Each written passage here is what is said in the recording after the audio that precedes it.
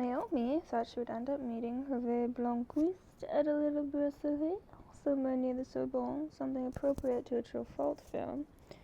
Something with small marble-topped tables, and in keeping with the low French bad boy image she had taken from Blanquiste's various web manifestations.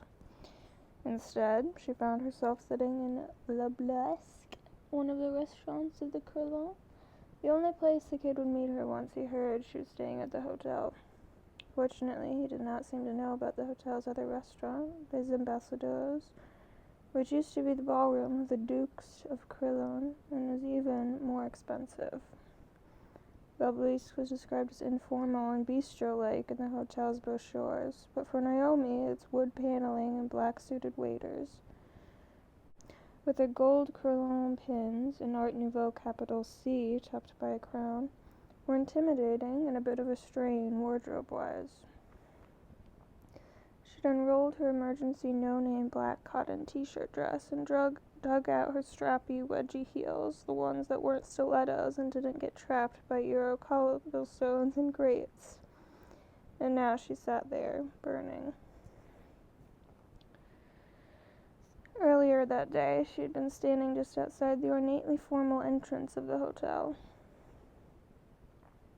leaning against what she thought was a green metal electrical junction box across the street from the American Embassy compound, madly texting Blanquiste about their immediate meeting when she felt her shoulder being nudged.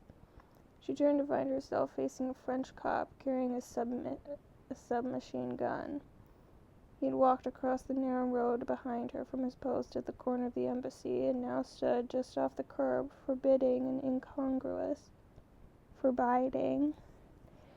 incongruous in his sunglasses and his dark blue uniform, complete with bulletproof vest and lobster-like body armor covering his shoulders, legs, and feet. Lying against his collarbone were two looped plastic zip-tie handcuffs held by flaps on his shoulder plate, ready for instant action. All that was missing was a helmet, but instead he wore a soft, canoe-shaped garrison cap. "What are you doing, standing there playing with your cell phone?" he asked. He was very young and very handsome, and he smiled, but he was not friendly.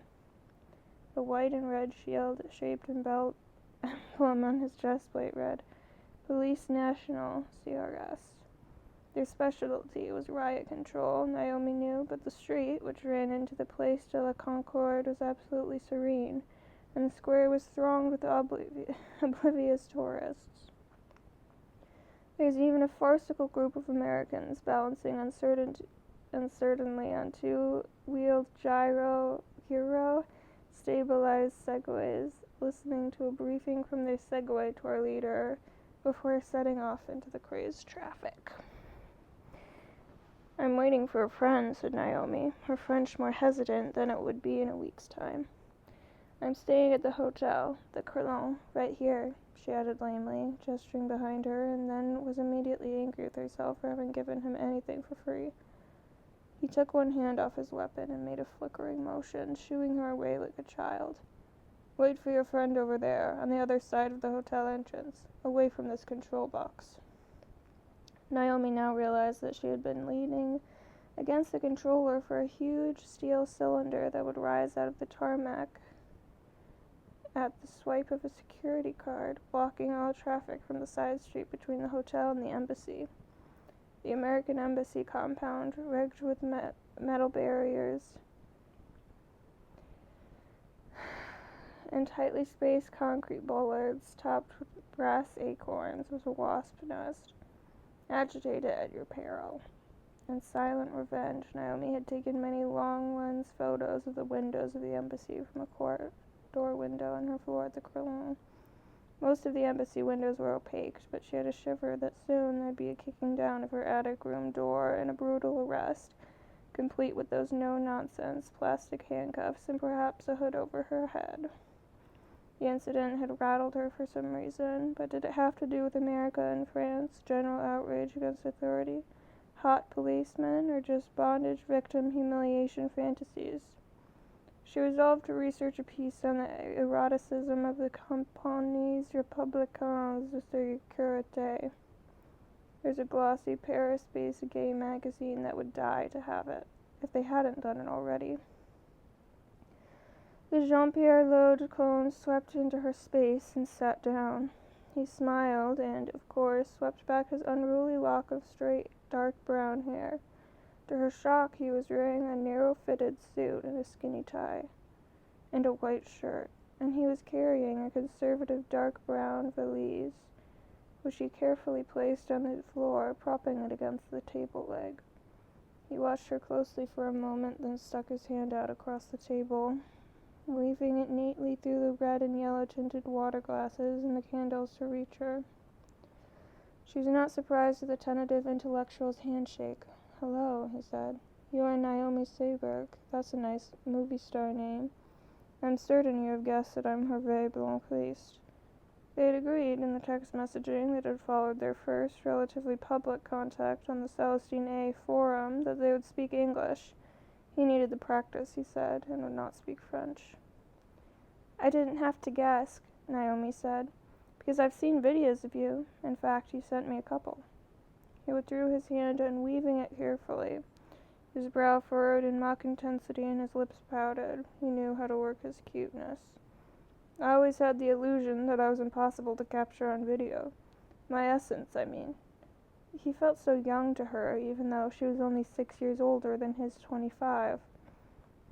He had had a precocious passage through French academia, but, as was often the case, maturity in other matters had not kept pace, had most likely been sacrificed.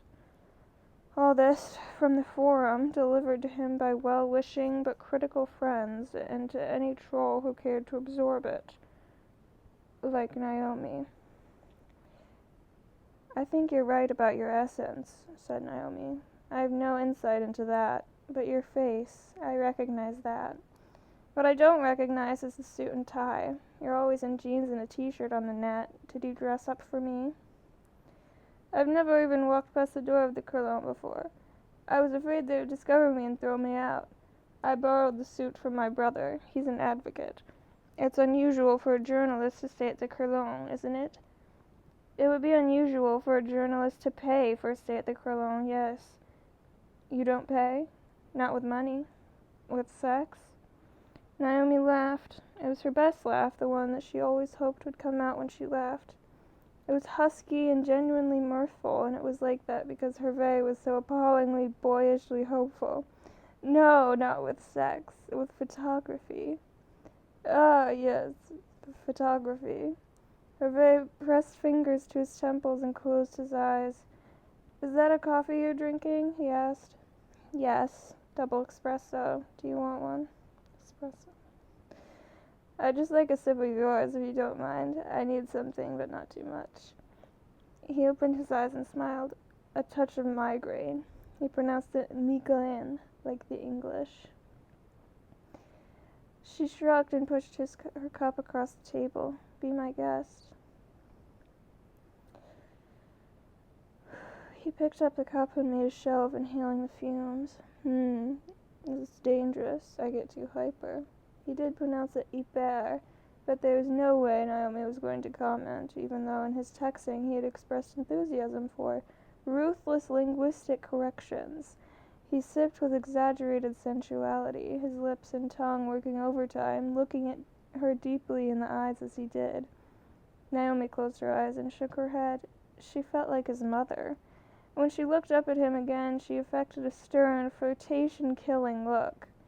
She pulled her voice recorder out of her bag, switched it on, and placed it on the table. "Hervé," she said, "I'm recording you now, as we agreed, and my first question to you is that how you were with Celestine Aristigai?" He froze for a beat, then put the cup down. "How was I? I was just me, as always. I don't understand what you mean." "You're being very seductive with me. Did you seduce your professor, or did she seduce you?" "I see," he said. "You want to play the role of Celestine with me. You identify with her." "No, I'm really not playing at all. I want to know how it was with them, with the Aristigais, from someone who knows, from you." "It was full of sex with them, but more than just sex. But you're just interested in the sex, aren't you? You want to make a sensational conversation. You want to hurt them, don't you?" Why do you think that? Naomi was genuinely thrown by this, and Hervé could see it. We went through all that on the net. I thought you understood me. I understand you, said Hervé, but I never believed you. How sympa you were, how you loved them, how their philosophy and their love story so inspired you. Then why are you here, drinking my espresso? A compact Gaelic shrug. Gaelic? I wanted to see what a room in the Hotel at the Crillon looked like. They ended up ordering room service. While they waited, Hervé agreed to pose for some stills, sitting at the chaise lounge in the bedroom by the open balcony doors, while Naomi squatted with the camera, shifting from side to side, trying to find the revealing angle. She was using the Nikon D30 300s, the cousin to Nathan's D3. It was more compact and lighter, and she prized unobtrusiveness and mobility above all things. The muted light was soft, diffused by the pigeon netting and the trapped bounce of the courtyard, and it brought out the femininity of the boy's face.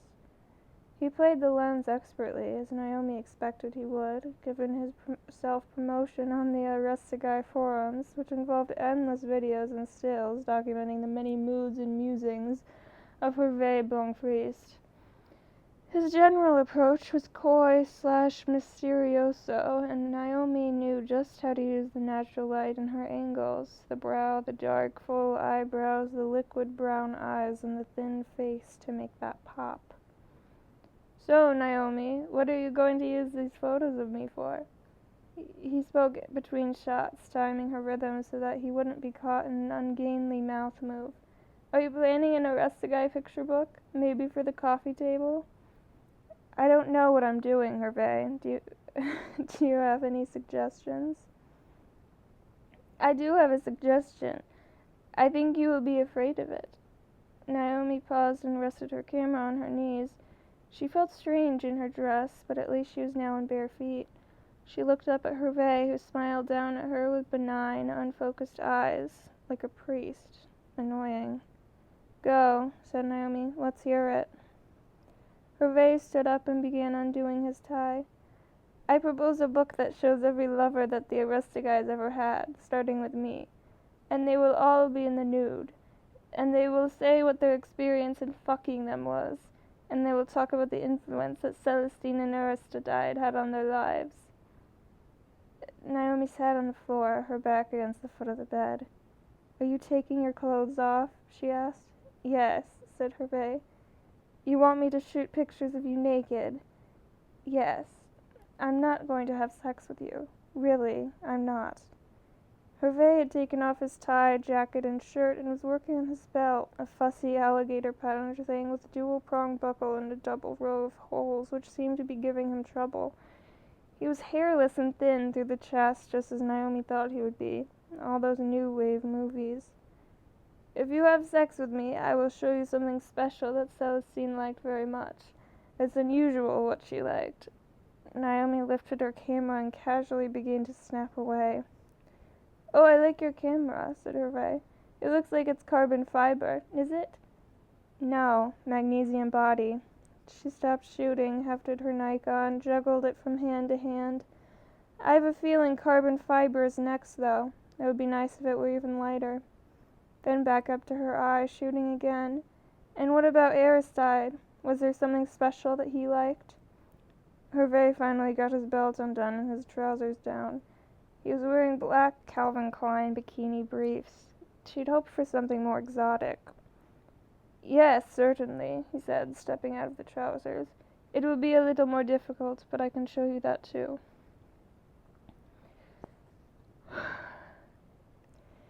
Dunja lay propped up in a bed at the Molnar Clinic's basement recovery room.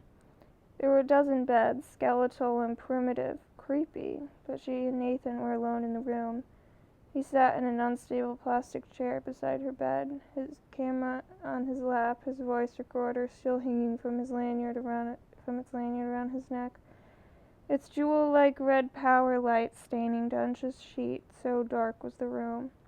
Dunja was still dreamy, but Nathan suspected it was emotional exhaustion more than the effect of the anesthetic. She nodded towards him. I didn't expect the camera in the operating room. I thought you would just take notes on a notepad like a proper journalist. We're all photojournalists now. It's no longer enough just to write. We have to bring back images, sound, video. I hope you don't mind. Dunja stretched, and it was somehow voluptuous despite the depressing threadbare hospital gown and the shunt in her arm. I don't mind. Soon, that'll be all that's left, so the more the merrier. Something to remember me by. Why do you say that?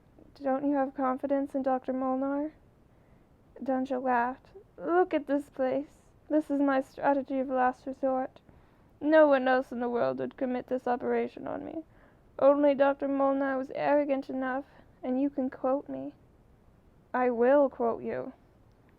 And you? You were so impressed by Dr. Molnar that you came from New York to write about him? Nathan's turned to laugh. I saw him in a documentary about illegal organ transplants. He was very defiant and very engaging. I came to talk to him about the international organ trade and then discovered he was a practicing breast surgeon. I'm not sure yet what the piece I'm writing is really about, but that's not so unusual for me. He lifted his camera. May I take your picture? Why not? Send these images of me through the internet out into the universe, where I will continue my out-of-body existence. Nathan checked the light metering through the viewfinder, then cranked the camera's ISO up to its maximum of 25600. The new D4s, the one he didn't have but could shoot at a surreal ISO 409600. It could see in the dark, but that didn't bear thinking about. The photos would be extremely noisy, grainy, and splotchy, but would have a painterly quality, pointillist, perhaps, or impressionist. The camera somehow felt even more sensuous, more instrument-like at that setting. He began to fire. Dunja sighed. Of course, for all eternity I won't look my best. Is there any pose you'd like from me? I'm not shy. Nathan thought of what Naomi would say to that. She was a fashion photographer at heart, maybe even a celebrity shooter, a paparazzo, and wouldn't be shy about directing a subject as pliant as Dunja. I don't really want you to pose. We're pretending that you don't know I'm here. Nathan stood up and moved around her, shooting with the lens wide open, with little depth of field, the floating images of her face driving right into his brain. Her eyes had a creamy darkness, and she seemed able to look into the lens without actually noticing it. Stunning. Nathan paused and went back to his camera bag. He dug around in it for his flash, just to be on the safe side. I'll take a few with some bounced flash. There's not much light in here. He slid the foot of the flash into the hot shoe and locked it. We can just do the same thing you were doing. He pulled up the flash's little plastic bounce card for eye light and began to fire. Oh, but now with all that flashing I feel like a movie star, she said. And I want you to see the best part of me. She pulled open her gown and presented her breasts, which were bruised and peppered with tiny swollen red dots. Nathan immediately stopped shooting. What's wrong? She said. Too ugly? Too horrible? No, on the contrary. It's, too sexy, in a fetishistic way. Or something. Maybe too Helmholtz Newton. I don't think I'd know how to use it for, a medical article. Then just take some for yourself, said Dunja, so that you remember me afterwards in a nicer way. She smiled the warmest smile at him, and then tears began to seep from her eyes. She did not wipe them away. And can that camera function underwater? Dunja splashed water at Nathan, targeting his camera but missing it, soaking the knees of his jeans. Somehow she still managed to look voluptuous in her clinical gray one-piece cotton bathing suit, in part because it was thin and unstructured, clinging. A white medicinal rubber bathing cap hid her hair completely. I was sure they wouldn't allow you to take photos in here, she laughed. And you're wearing jeans? Nathan was squatting next to a stylized stone lion-head fountain that drooled complex mineral water into the pool. He stood up and followed her, warily snapping as she waded along the edge of the shallow end of the pool. So he's saying, I got Dr. Molnar to pull some strings. Getting me in with jeans was the hardest part, apparently. Yeah. Every other woman here is wearing one of those blue plastic shower cap things. You're not in regulation dress either. She says, the matron in the locker room is very strict, but she's also half Slovenian from my father's town of Jezenes. I told her why I needed a special hat to keep the water out of my ears. I made her cry. I think she's in love with me now. They were in the main swimming pool room of the Hotel Galert on the hilly Buda side of the Danube. The room was vast, more like an opulent Art Nouveau ballroom than a pool, and was bordered by a series of twinned, intricately tooled marble columns, arcades and ornate balconies bearing potted ferns that projected from the spacious upper gallery. Thin morning light drifted in through its arched yellow glass roof. And what about that bathing suit? Is that yours too? Asked Nathan. You don't like it? They rent them here. I think they were designed by Stalinists. Somewhere deep inside the pool's mosaic tiled heart, motors fired up, and the entire pool became a frothing sulphurous jacuzzi. Dunja ducked under the effervescing water and disappeared, leaving Nathan to stalk along the edge of the pool, tracking her among the other swimmers as they churned out their slow, orderly laps or clung to one of the many pulsing jets on the pool's floor. He dodged the columns and the fan-backed plastic chairs strewn randomly along the arcaded hall. When she surfaced, laughing, the bathing suit as sexy, astringent, calmy second skin, he started shooting again, the shutter rattling like a submachine gun, ignoring the wary looks of swimmers who got in the line of fire. Playing the camera all the way, Dunja pulled herself out of the pool and sat in one of the chairs. Her chair, evidently, because she pulled around her the towel that had been draped over its back. Nathan pulled up another chair and sat close to her. So you're actually staying here, at this hotel? Part of the Molnar Clinic package, she said. It included business class tickets on Melev, flying me right from my hometown deep in the wilds of Slovenia. Where are you staying? Holiday Inn. My expense account is limited. Is it nice? Well, said Nathan, you can park a bus there. Great if you have a bus. Dunja peeled the bathing cap off her head. She let it flop into her lap like a jellyfish and combed her fingers through her black crop. You really should stay here. Would you like at least to see my room for your writing? And of course you could take pictures. It's very proto-Hungarian.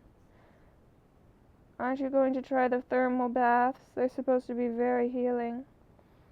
Oh, I did that when I first got here. I really don't think they'd be very good for me right now.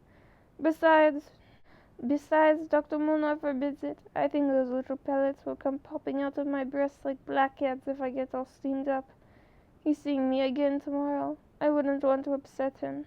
I won't even tell him I went swimming. Dunge's suite was a disappointment.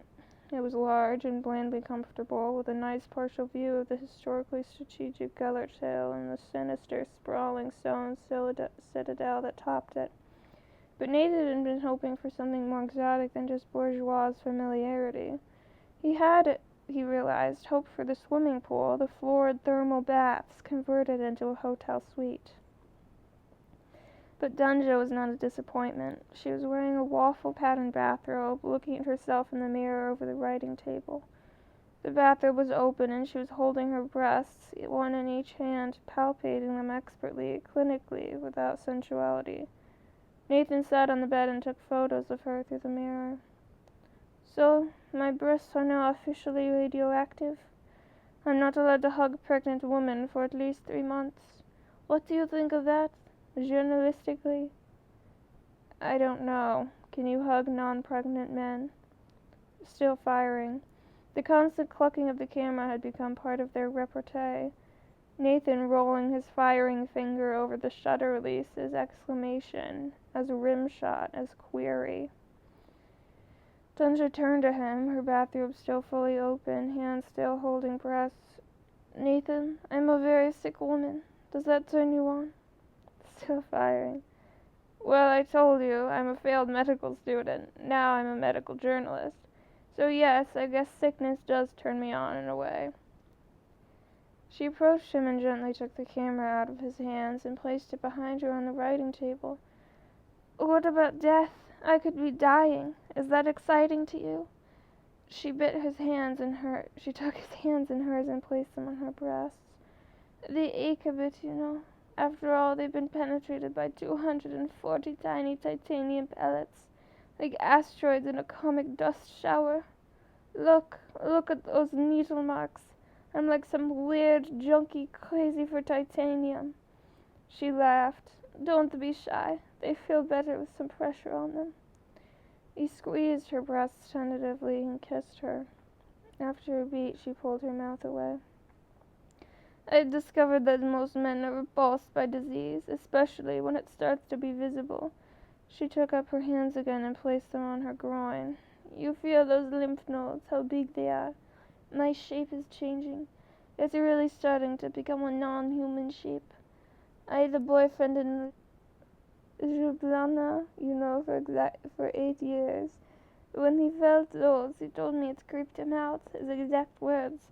Well, the Slovenian equivalent. Then he noticed these.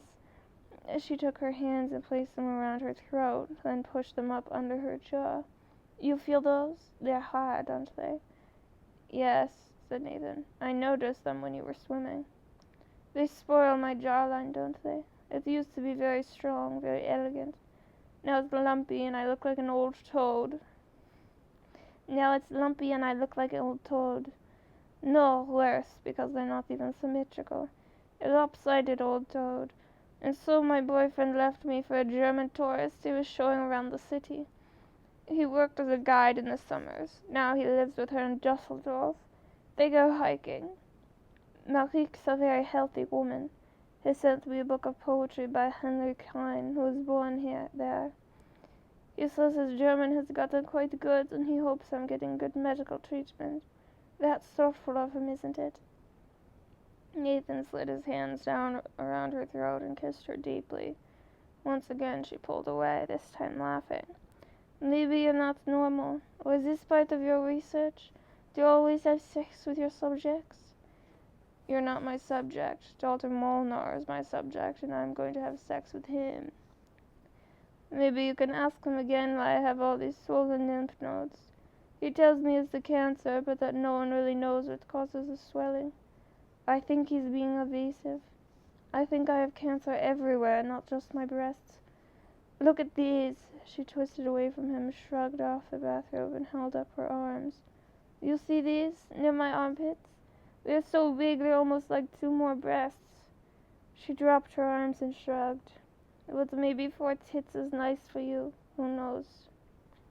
Danja turned and strolled over to the bed. If you make love to me, who will be shooting the photos? She lay down on the bed languorously, head propped up on one hand. There's always a way if you really want that. There's a self-timer on the camera. Beside the writing table stood a large armoire that held the TV aloft, flanked by miniature fluted wooden Greek columns, presenting the screen as though it were an oracle. Below that was a pair of doors, which Nathan now opened to reveal the scuffed, refrigerated minibar. Sitting on it was a wooden tray that held snacks and sun-dries. Nathan slid out the tray and started rummaging through its chaotically scattered contents. He picked up a black cardboard box with red stripes and turned it over, looking for a label. It would be tricky to get the best porn angles, though. We'd have to ask the concierge for help. Or maybe see what the doctor is doing right now. He seems to be a connoisseur of nude photography. What are you looking for? She asked. I think they have something here called a pleasure pack. Has gels and condoms and things. Dunja sat up on the bed. Nathan, forget that, please. I've had enough technology shoved into my body. She spoke softly. Really? But aren't you? I'm not anything. In the last 2 years, I've been irritated from head to toe, inside and out. Nothing inside me has survived. Believe me, And besides, I don't have much of a future to worry about, so if you have the clap, or even something worse, I don't much care. Hervé sat cross-legged on the chaise lounge with Naomi's old MacBook Pro on his lap. He was wearing his white shirt and loosened tie and his Calvins. On the bed, Naomi used her BlackBerry to email a certain Dr. Fan Trin, Celestine's personal physician, whose address had just been given to her by Hervé. The boy was proving useful beyond her wildest imaginings. She was beginning to suspect that he was some kind of police asset at the Sorbonne, and that he had been informed on the Astorgais, who were, along with everything else, contrarian political activists. "Dear Dr. Trin," she tapped, "I wonder if you would agree to speak to me in confidence about the medical condition of Celestine Aristegui.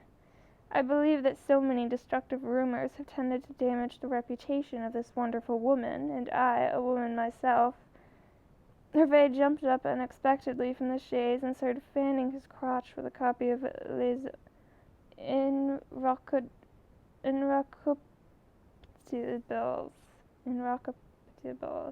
an amusingly unruly French movie culture mag he had brought with him on his brother's valise. He was very proud of a short movie review he had written for the magazine, his first ever published, and had read it out loud very slowly to Naomi, cracking up at every delicious insistence of his own insolence. "Shit, something on your computer just tried to grab my balls." Without looking up from her screen, she, Mother Naomi, said, "I told you not to sit that way. I always feel some weird magnetic field hot tingling when I have it on my lap, and the hard drive spinning, and I don't even have balls. If you thought your Peyronie's was bad, wait until you try testicular cancer. If it was good enough for Lance Armstrong, it's good enough for me. A lot of people in France believe that his cancer treatment turned him into a sci-fi monster super racer, even before the normal sports drugs. If you say so." All Naomi could do was shake her head. Lance and cycling had loomed large in Hervé's failed attempt to seduce her. It turned out his secret sex weapon was Peyronie's disease, which he believed he had acquired by riding his carbon fiber Colnago bicycle along the entire arduous route of the Tour de France 2 summers ago. Certainly, for a skinny kid, he had amazing quad muscles. They were so out of proportion to the rest of him that they looked like implants or maybe CGI sweetening. They were a pleasant shock to Naomi when his trousers came off, but really not enough of a novelty to get her into bed. Nor was his mildly bizarre penis. Hervé had already researched his condition, could at least name it. François de Luponnet had been surgeon to King Louis V. What resonance! But Naomi found him to be very selective in what he retained, more romantic than medically astute. She did her own quick rub search, which revealed that Peyronie's involved the mysterious growth of a hard, inelastic, fibrous plaque along one side of the penis, just under the skin, causing it to bend alarmingly when erect. Hervé's particular version of the condition had his long, thin, uncircumcised organ making an almost full right turn of 90 degrees, 2/3 of the way up from its root, its tip thus looking at his right hip. Was it scar tissue caused by trauma? The idea of a scarred penis that it had been through the wars of sex had its rough charm. Was it an autoimmune system assault? Not so appealing. Hervé felt it was a cycling problem. He had first asked to use her laptop because he wanted to show her his bicycle, whose photos were posted in one of his many websites. Still naked, he turned the screen towards her to show a loving shot of an ornately painted racing bicycle hanging from rubber-coated hooks screwed into the living room wall of his flat. "This is the machine that did it? It's so beautiful, it's hard to believe it would do that to me." He flicked through the detailed close-ups. "You see the 3-leaf clover symbol, like in playing cards? That's the Colnago logo. The seat isn't original equipment. I had it fitted. It's carbon fiber, too. It's not very merciful, but it's incredibly light. I'm addicted to the carbon fiber. He had described to her the evolution of his attitude to his new sex organ, whose altered form had apparently just appeared one morning, no warning, while he was showering and thinking erotic thoughts. At first, of course, he was appalled. His sex life was obviously over, laughable. I kept getting these spam emails about lengthening her penis and making it harder and thicker. I used to mock of these. Then suddenly I found myself hoping to see one about straightening it out. I would have been tempted, even if I had gone to FedEx my cock to Nigeria. Had to. That was the first laugh he had gotten intentionally from Naomi. He had been abstinent from that morning on, ashamed not only of his warped tool, but also of the bourgeois embarrassment which gripped him. Even masturbation had become abhorrent, as the rest of guys who rescued him from sexual despair, though it was a side effect that came from their work with his more dangerous philosophical despair. At times, the arrested guys gave a lecture together, normally in the modest amphitheater Turgot, with its steeply raked floor and the simple wooden desks, but occasionally they would hold court in the magnificent skylit grand amphitheater, its hundreds of green baize-covered seats and benches jammed and bristling with students, and it was at one of these that Hervé first conceived the idea of attacking his new problem through the medium of a philosophical treatise concerning the body as commodity, a concept at the core of the arrested guy's politics. Inevitably, his huddle with the couple at the end of the lecture led to an invitation to a private tutorial at their flat, something for which they were deliciously notorious. They were genuinely excited by the boy's use of his own physical reality to leap into the powerful waves of Aristogian speculation. They were also excited by his sex, which Celestine called her bat penis. Although further net searching by Hervé did not come up with any validation for her pet name, the images he found revealed that bats, especially fruit bats or flying foxes, had very humanoid, long, straight cocks that put his to shame with their fearful symmetry. The bats were also capable of licking their own glands to keep it clean while hanging upside down, and looked rather joyful doing it too. This first sexual encounter, which announced the potent presence of Hervé in the lives of the arrested guys, was sketched in some detail on the boys' Facebook page, but the chiropteric element had been excised. Chiropteric. Hervé now kneeled on the floor in front of the chaise, the malignant laptop safely at arm's length in front of him. "Okay, Naomi, I now have something wonderful for you." Naomi was finishing off her plea to Dr. Trin, whose photograph she had just found, a posed office photo of the type meant to sell the compassionate competence of a private medical clinic, presented a small, neat, perfect Vietnamese woman in an elegant tailored suit, who smiled out of Naomi's phone. "What would that be, Hervé?" Hervé rolled sideways on the carpet so that he could lounge with studied cinematic insouciance against the sill of the balcony doors. "I've just told Aristide Aristoguy all about you. He wants to meet you in Tokyo." There were several immense, empty tourist buses in the parking lot of the Holiday Inn. Nathan schlepped his way past them, camera bags over shoulders, iPhones in hand, having just been dropped off by the hotel's reception on the hotel's shuttle. Naomi had texted him to call her ASAP, but for some reason the reception on the minibus had been poor. He had dialed her the second he stepped off. "How's your beautiful, expensive hotel?" "Appropriate. How's yours?" said Naomi.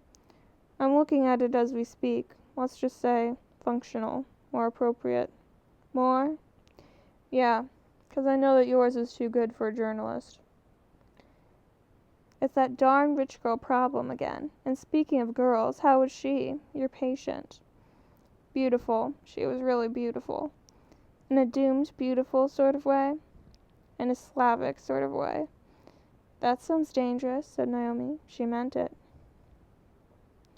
She was dangerous, literally radioactive, the seductiveness of decay. What about Aristoguy? I've seen him in interviews. Pretty devastating. Gorgeous, in that irritating French intellectual way. I'll let you know when I find him. Nobody seems to know where he is, including the prefect of police. For some reason, Naomi wanted to hold back her new contact with Aristoguy, even though that was the reason she'd called Nathan. Was it the Slavic beauty comment? I think Celestine is really our September cover, though. She's even more seductive. Beautiful but dead is always killer. Killer was what they loved in Naomi's primary magazine. Notorious, whose editor, Bob Barberin, was himself notorious for drunken office rants that somehow became sensational articles that you had to read. They generally involved unimaginable acts of murder. Notorious mimicked the 1950s scandal Mad Confidential in its starkly aggressive cover graphics and even its retro typography. Naomi loved its recklessness and its ironic naivete, and provoked her own. Yeah, and will he really have anything interesting to say? I murdered my wife and then I ate her. How do you follow that up? Nobody seems to want that to be true, said Naomi. That's a weird national protectiveness about that pair. It's all denial, even from the police. From what I can see here, it's possible that one of her student lovers killed her out of jealousy. It had occurred to her that Hervé might know something about that, or might even be the killer himself.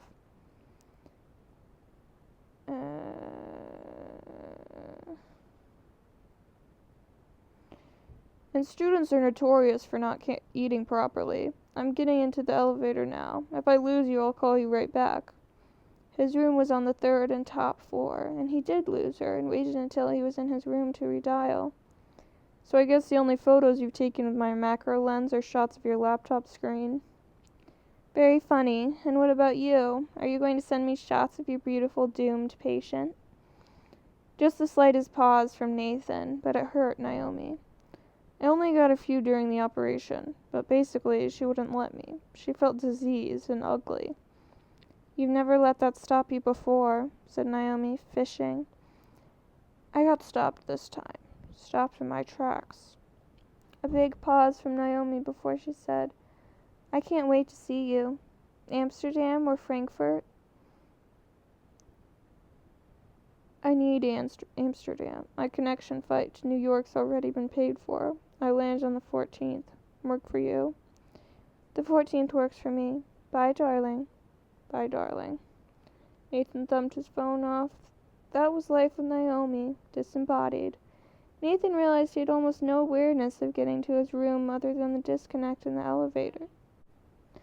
No smells, no sights, no sounds. He had been in his phone, Naomi a voice in his brain. On his laptop he scrolled through the photos he had taken of Dunja, the operation, the spa, the sex they had together in her hotel room. It did not bother him that the photos aroused him in a weirdly objective way, as though he had stumbled across a stash of celebrity sex photos that hadn't hit the mainstream yet. Nathan was a connoisseur of his own sexuality, and its twists and turns amused and delighted him. And speaking of pictures, Dunja did look beautiful but doomed, and never more so, oddly, than in the snaps he'd taken later in Molnare's restaurant on the pest side of a river. It was perverse of her, he had thought, to want to go there, to a restaurant owned by her cancer doctor, where nude pictures of his patients covered the walls, and while she was in the middle of an intense cancer procedure. And worse, Dr. Molnar himself had threatened to greet them there, to fuss over them and introduce to them in excruciating detail each dish, which he would personally serve to them. Perhaps, he hinted, with a twisted twinkle, he would hover over their special corner table until they'd each. Molnar had not been there when they arrived. The maitre d' could not give them the corner table, and had no record of special treatment to be accorded them. No reservation, in fact. It was a relief. Even to be forced to leave for some other restaurant would have been better.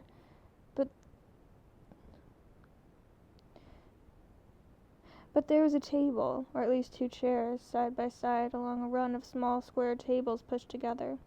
Dunja and Nathan were on the outside, facing a framed mirror and a pair of solitary eaters who paid no attention to each other.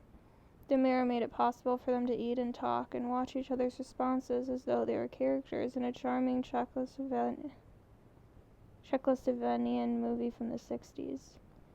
The seating lottery also absolved them of any need to study Molnar's wretched and scandalous photographs. The opposite wall was blocked from view by a thick stuccoed pillar, which were all portraits of his patients shown in the most vulnerable, if not drugged, circumstances, with a clinically salacious eye for nakedness, both emotional and physical. Nathan had to reluctantly flash Dr. Molnar's card at the maitre d' to get permission to use his camera in the dumpy restaurant, which was inexplicably called Le Breton.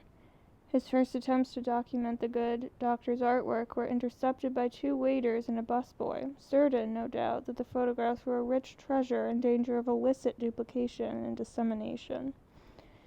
As he framed the Molnar photographs in his viewfinder, Nathan was disturbed to find himself responding to them with a profound and hopeless sadness. 1 or 2 of the shots he had taken of Dunja could have fit seamlessly along those of the woman, all woman, nailed to the rough-hewn dark woods of the walls, and it allied him with Dr. Molnar in a way that made him queasy. The large black and white prints, Nathan had to admit, were gorgeous. The fine grain of medium format film, with its deep contrasts and subtle shadows conveyed by silver gelatin on rag paper, produced a startling hyper-real effect. Nathan made his way back to Dunja from the far end of the restaurant. She was cradling a glass of red wine in her beautiful, long-fingered nails, bigger than his own, he had noted. He felt the oddness when they held hands, and he immediately swung Nikon around on its strap and fired off a few shots, the crack of the shutter easily swallowed by the surrounding boisterous murmur and cutlery clatter. But Dunja snapped her eyes up at him in anger, and it surprised him. Thus, chastised, he sat beside her and stuffed the camera into its bag, which he jammed between his feet on the floor, not trusting the raucous flow of patrons and waiters behind him. And it would be those snaps, taken solely by the light of the candles on the table and the warm incandescent sconce lights on the wall in front of her, that revealed a pain and despair that Nathan had not seen in photos of her taken in much more vulnerable circumstances. She was going to die soon, she knew it in a profound way, and now that awareness had been reignited by the camera and was hot in her mind. "Nathan," she said, "will this not be the first time you've made love to a dead woman?" Nathan fumbled for his own glass, which he had not yet touched. "You mean you?" he said, taking a sip. The wine was very rough, not good. "You're not dead, I can personally confirm that." "No, but I mean, after I die, you'll have memories of sex with a woman who's now dead?" She smiled a dangerously innocent smile. "Will that be a first for you?" "Except for my mother, yes. She died when I was 14. "Different kind of sex, then. The Freudian kind. Doesn't count." She paused. He sipped again to fill in the gap. Nervously, he was surprised to note, weirdly giddy. While I was waiting for you in my hotel room, she said, "I watched a nature show. A young deer fell into a deep snow bank and couldn't get out. A grizzly bear found it and jumped on it from behind. The deer tried to look around. Its eyes were wild and excited. The bear gently grabbed the deer's muzzle in its mouth. It was so sexual. Sex from behind. The bear loves the deer, it was obvious. It ripped the deer's throat out and then licked the dying deer with the most passionate affection." Accent's getting weird. "I thought of you and me." Okay. Dr. Tren kept becoming Japanese. It was Hervé's fault, of course. The possibility of meeting Aristide, a rustic guy in Tokyo, had enormous gravitational density, enough to warp even every nuance of Naomi's day. And here, in Dr. Tren's perfectly elegant office and the medically chic Rue Jacob in the 6th CCM, this warping manifested itself in a subtle shifting of the doctor's delicate Vietnamese features and her complexly accented English towards the rougher features and Japanese schoolgirl diction of Yuki Oshima, Naomi's old Tokyo friend. Naomi had already calculated that Yuki would have to be a major ally in any Tokyo or Rustigai initiative she might undertake, and was finding it hard not to think of the constantly morphing Dr. Trin as, well, Yuki in Paris. Dr. Trin was not an ally.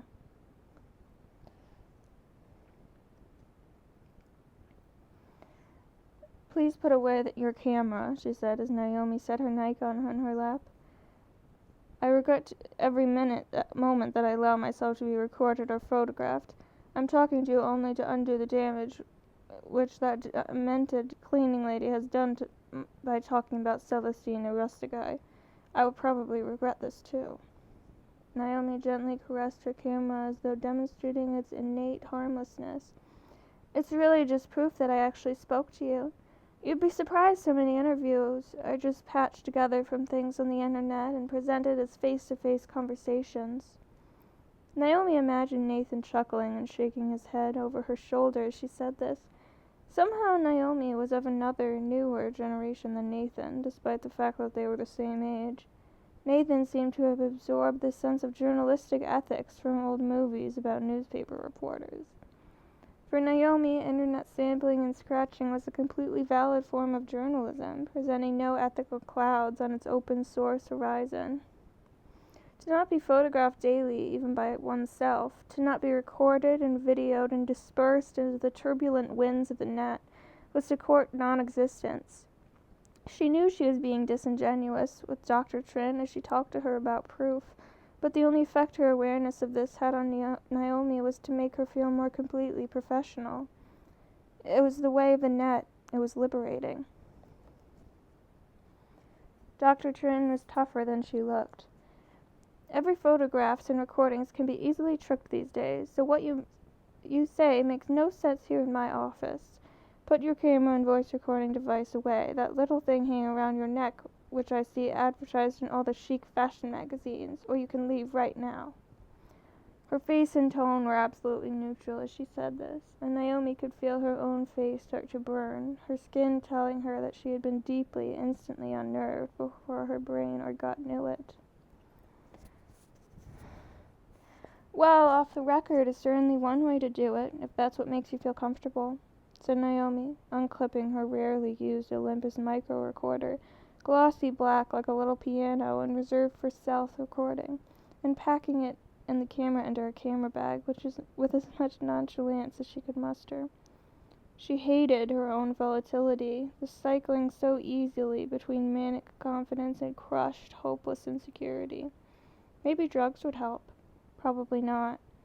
Naomi had a sudden suicidal urge to ask the doctor if she had any bipolar patients, but Dr. Trin was not designed to be natively helpful, at least not to Naomi.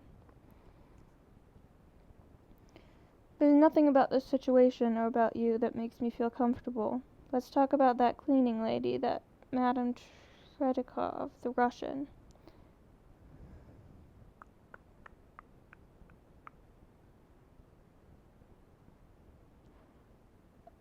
Says Naomi. Yes, that maintenance woman. She seemed certain that Celestina Rustica had brain cancer. And now Naomi could look up from fussing with her camera bag and jab back, however delicately. Now Dr. Trin, I hope I'm pronouncing that correctly. Dr. Trin, you're not a cancer specialist, nor an oncologist, for example, are you?" The doctor took a deep breath. "What's that pin you're wearing? What does that designate?" Naomi was completely thrown. "Pin? Oh, yes. This pin?" She unclipped the gold Krillon pin she'd been given by her hotel contact and tossed it into the leather writing pad on the doctor's desk. "It's the symbol of the Hotel de Krillon. I've been staying there. It's held on by this big round magnet. You see, they're very nice at that hotel. Not snobbish at all." Dr. Trin picked it up and examined it with weird intensity. The doctor's paranoia was suddenly exciting to Naomi, comforting rather than insulting, or helping her to cycle back up. It meant that the doctor had something to hide, or at least to protect.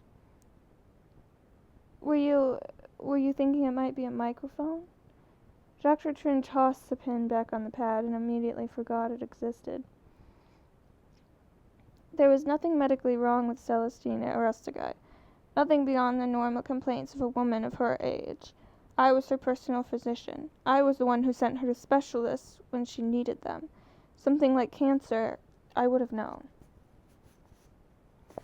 Naomi desperately wanted to pull her notepad out of her bag. The one that was spiral bound at the top had a montage of newspaper pages decorating its cardboard cover and labeled itself Reporter's Notebook / Bloc de Journaliste.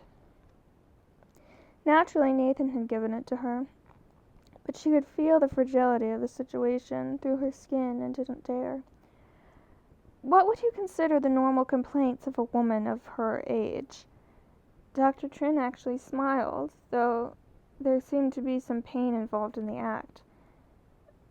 Perhaps you would simply look up menopause on the internet and your question will be answered. A small, intimate explosion went off in Naomi's brain, triggered by the unexpected mental juxtaposition of menopause and crime, two things she had never remotely linked before.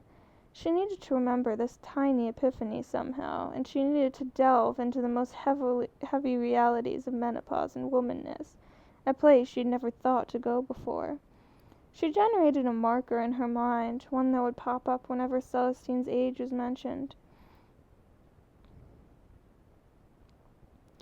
Why do you think that Aristogei's landlady thought that Celestine had a brain tumor? Isn't that an odd thing for an ordinary person to just invent? Have you ever met this woman, this Chekhov? I've seen an interview with her. Yes, of course. Dr. Trin stood up, brushing the front of her suit with her tiny hands as she did so, as though Madame Chekhov had covered her with breadcrumbs. Yes, she is an ordinary person who has unconsciously used the power of the internet to create a new reality concerning Madame Aristogei. It has caused me and my medical colleagues a lot of anguish, I can tell you. A contemptuous snicker. She's the kind of superstitious old woman who believes that thinking too much, or even thinking certain things, can give you brain cancer. And I want you to correct that. That is why I agreed to talk to you. Having made her statement, this figurine of a woman sat back down and resumed exactly her former position. The media have now accused us of negligence in our treatment of a woman who is considered a national jewel. They talk of misdiagnosis, of carelessness, of political pressure on us that forced us to ignore her deadly condition, and so on. And none of that is true. None of it. And Celestine didn't tell her husband that she had brain cancer, and she didn't ask him to kill her. At this, Dr. Trin produced a sad smile, and it struck Naomi as a genuine smile at last, one which illuminated the doctor's eyes and altered her breathing, which summoned the earthly presence of Celestine Aristogei into her fussy, controlled office. Celestine always used to say that she was doomed, and that she had a terminal illness. She said that to her students, to me, to everyone. It was not a complaint, you see. It was almost a promise.